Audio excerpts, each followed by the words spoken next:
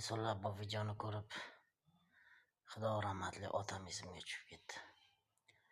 Bizlar ham o'zimiz shunday katta bo'lib qolmagan, to'g'rimi?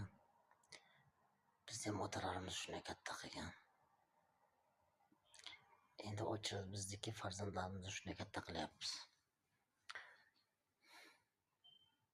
Otalari bor insonlar, baxtli insonlar, qadriga yetinglar.